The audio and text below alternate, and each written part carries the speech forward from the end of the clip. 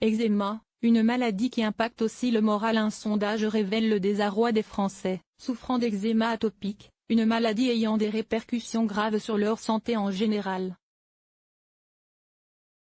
Les effets sur l'estime de soi et sur leur image auprès des autres provoquent des phénomènes à la fois d'auto-exclusion et de discrimination dans leur vie sociale, professionnelle ou UL.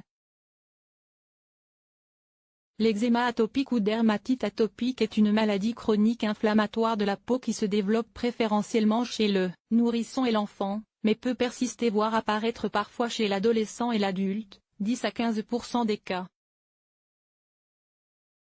Celle-ci est caractérisée par une sécheresse cutanée associée à des lésions de type eczéma, rougeur et démangeaisons, vésicules, suintements et croûtes, qui évoluent par poussée. L'INSERM, qui estime qu'un enfant sur 10 est concerné, précise sur le sujet que comme de nombreuses maladies chroniques, la dermatite atopique peut avoir un retentissement psychologique important, source de troubles du sommeil, d'irritabilité, voire de syndrome dépressif. Une étude IFOP pour Sanofi Genzyme rappelle que l'eczéma atopique n'est pas qu'une maladie de peau ayant pour seul effet des désagréments physiques.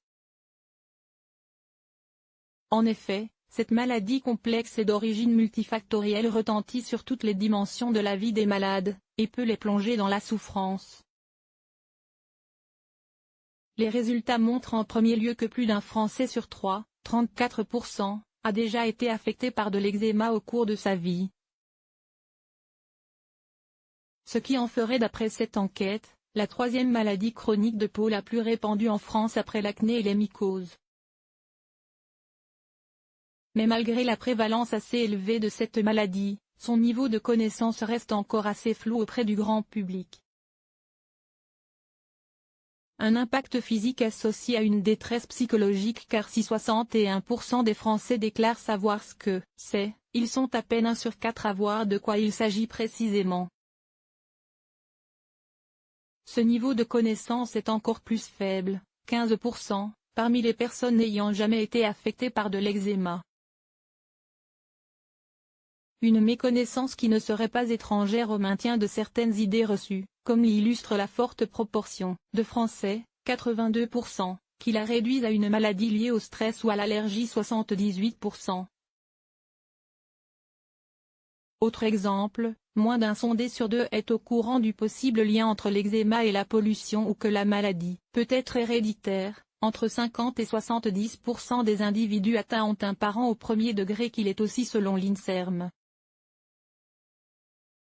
Dans sa forme sévère, l'eczéma se caractérise par des démangeaisons persistantes intenses, des rougeurs et des lésions cutanées récurrentes pouvant aller jusqu'à des surinfections. Comme le révèle le sondage, les désagréments physiques liés à la sécheresse cutanée ou aux lésions inflammatoires sont lourdes de conséquences. Ainsi, près des 2 tiers des malades, 63%, rapportent que cette maladie a un impact négatif sur leur qualité de vie, le grattage étant le symptôme le plus gênant. Parmi les maladies qui se grattent plus de 11 fois par jour, 87% relatent son impact négatif sur leur bien-être physique. Mais l'eczéma ne se réduit pas qu'à la gêne physique.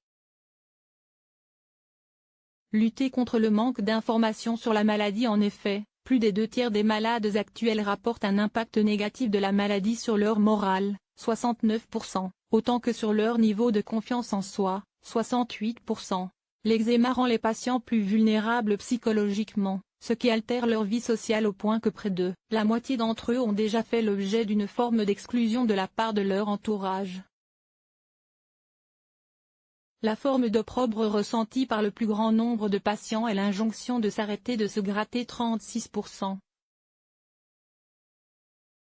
Une minorité de personnes affectées par de l'eczéma, 26%, a même déjà fait l'objet d'une forme de harcèlement ou d'agression d'ordre verbal ou visuel, moquerie, regard de dégoût, harcèlement moral, insulte. Cette enquête a le mérite de rappeler que cette maladie trop longtemps banalisée ne se réduit pas qu'à quelques désagréments physiques, précise François Kraus, de l'IFOP. Cette maladie cutanée chronique génère souvent un sentiment de honte et des phénomènes d'exclusion altérant de nombreux pans de leur vie quotidienne, sociabilité, dualité, vie professionnelle, avec une ampleur souvent sous-estimée par les observateurs et les pouvoirs publics. La lutte contre le manque d'informations sur la maladie, le vécu de ces malades et les bonnes manières de la traiter apparaît non seulement comme un enjeu de santé publique mais également comme un impératif moral. La dermatite atopique concerne environ 4% de la population adulte en Europe, soit plus de 2,5 millions d'adultes en France. Le diagnostic peut être posé par un médecin traitant, pédiatre ou dermatologue et son traitement repose le plus souvent sur un dermocorticoïde local à appliquer sur les lésions d'eczéma, sous forme de crème ou de pommade. Ce traitement est efficace en cas de poussée d'eczéma pour calmer l'inflammation et les démangeaisons, mais il ne permet pas de prévenir les récidives, précise l'assurance maladie. Outre des gestes quotidiens pour prendre soin de sa peau, bien l'hydrater avec des émollients, celle-ci ajoute qu'un soutien psychologique peut s'avérer nécessaire.